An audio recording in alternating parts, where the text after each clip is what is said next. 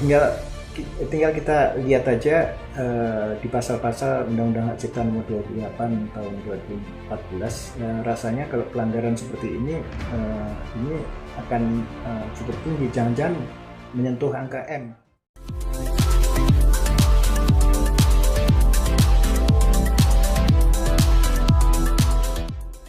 Jangan lupa ya di subscribe dan nyalakan lonceng notifikasinya.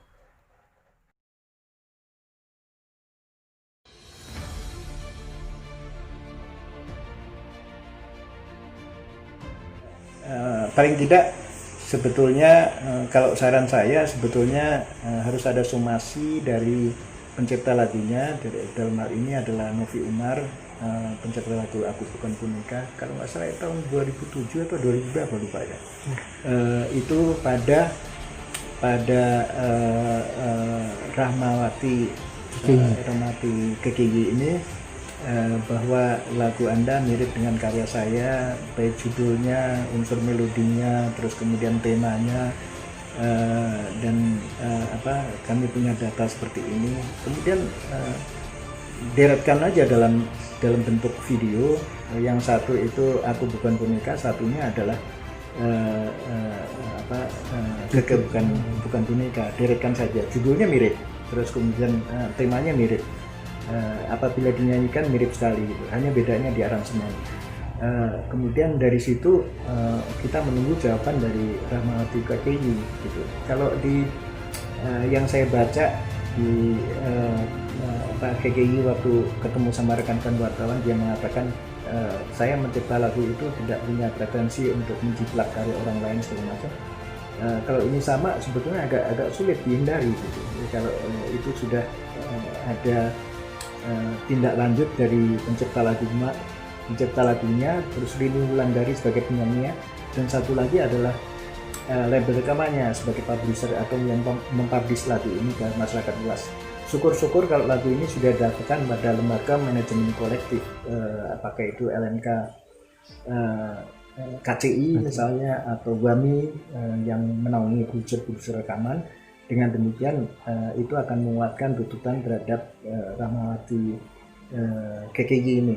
Karena terus terang dengan viewers yang terakhir tanggal 1 Juni 2020 itu mencapai 11 juta di YouTube.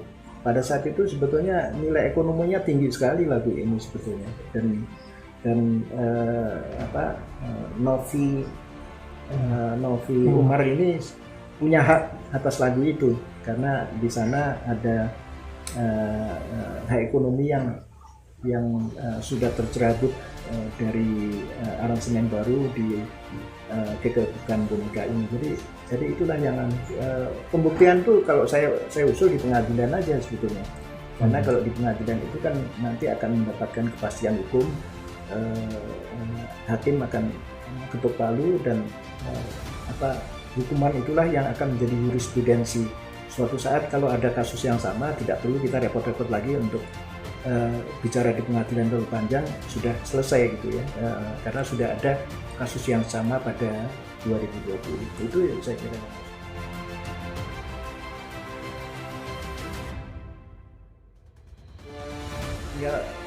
Tinggal kita lihat aja di pasal-pasal Undang-Undang Hak Cipta Nomor 28 tahun 2014. Rasanya kalau pelanggaran seperti ini akan cukup tinggi, jangan-jangan menyentuh angka M.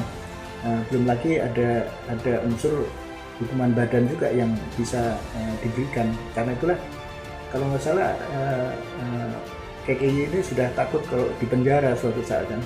Jadi ada baiknya juga sebetulnya kalau dia mengakui. Kalau itu mengakui akan lebih bagus sebetulnya, nggak perlu terlalu lama gitu ya. Tapi kalau itu di luar pengadilan agak sayang sebetulnya, karena sekarang lagi musim orang mengcover karya orang lain tanpa seizin penciptanya, dan sayang pencipta lagu kita ini nggak ada yang membela gitu.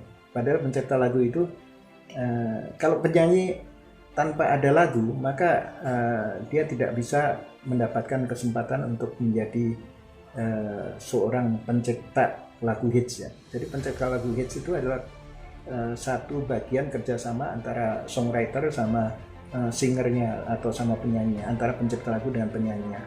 Jadi kalau penyanyi hanya menyanyikan lagu karya orang lain saja yang sudah ada di rilis pasaran, tidak ada lagu baru, maka orbitan dia itu tidak akan bagus. Contohnya misalnya kayak apa namanya, Via Valen gitu.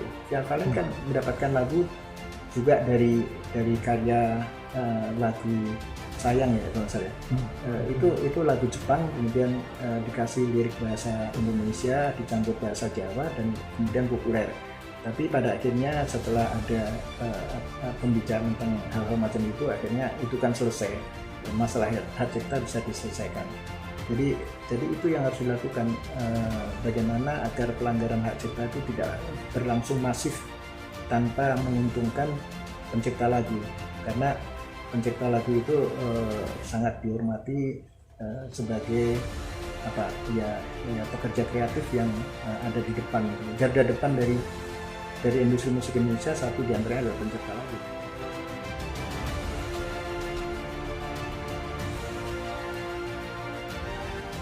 Nggak boleh, jejak digitalnya kan ada, dia sudah mendapatkan sekian juta, sebelum ini kan sudah puluhan juta dia mendapatkan hak ekonomi dari sana. Dia tetap saja menghapus itu kan nggak bisa lagu itu dihapus. Sebenarnya yang lain-lain sudah menyimpan lagu itu di HP rekan-rekan yang lain. Jadi jejak digital itu nggak bisa dihilangin sebetulnya, karena sudah ada di manapun juga. Apalagi kalau lagu ini sudah trending topik, pasti di HP banyak orang juga ada. Karena Rahmawati KKI ini kan lucu gitu ya. Jadi waktu menyanyikan lagu ini juga dianggap ada sesuatu yang beda dibanding penyanyi yang lain. Jadi itulah yang apa namanya, menjadikan kita prihatin terhadap. Jangan lupa ya di subscribe dan nyalakan lonceng notifikasinya.